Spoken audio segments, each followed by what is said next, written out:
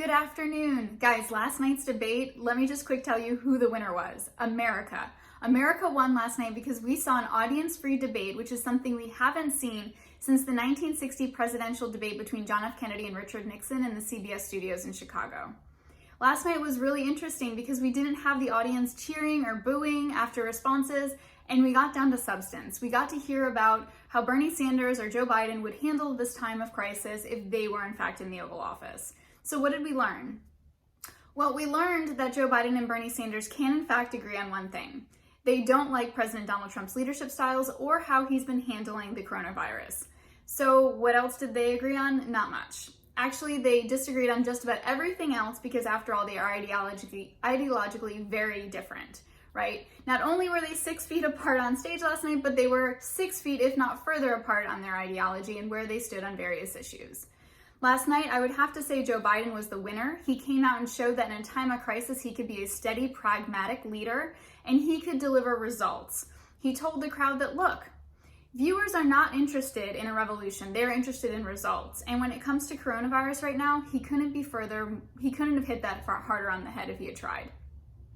Bernie Sanders, when asked about how he would handle it, if he would involve the military, if he would hold China accountable for downplaying the spread of the virus, he just couldn't answer the questions. He sidestepped everything and brought it all back to Medicare for all. He tried to advance his own agenda, and right now, Americans aren't looking for that.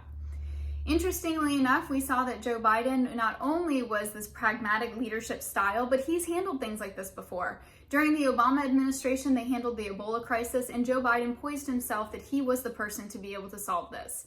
Now, there was also one big earth-shattering thing in the entire debate. While all of the topics seemed to come back to coronavirus, Joe Biden actually, in that moment, committed to actually adding a VP to his ticket.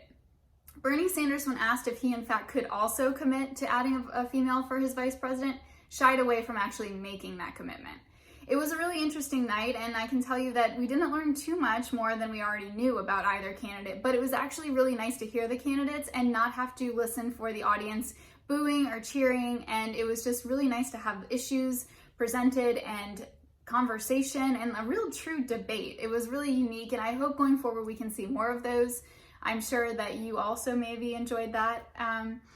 Overall, I would say that last night Bernie Sanders was the biggest loser because he had to have a strong debate showing, and the reality was he came to debate, but he didn't come with any answers, and right now America is looking for the person that can have answers and deliver results. I hope you guys will tune in tomorrow night. Florida votes, as well as Arizona, Ohio, and Illinois, and I will be on WPTV doing a special edition of To The Point. And I hope that if you have the opportunity, you'll tune in and watch. And you can also check back here for my analysis on voting and kind of talk about Florida and everything like that. I can tell you right now that Joe Biden is poised to actually win Florida by 20+ points. In the past, Bernie Sanders has lost Florida in 2016 to Hillary Clinton. He also lost Arizona, Illinois, and Ohio, so it will be do or die for Sanders tomorrow night. Thank you guys for tuning in. I hope you have a fantastic Monday. I hope you're staying safe and social distancing. Have a great day, and I'll see you soon. Bye!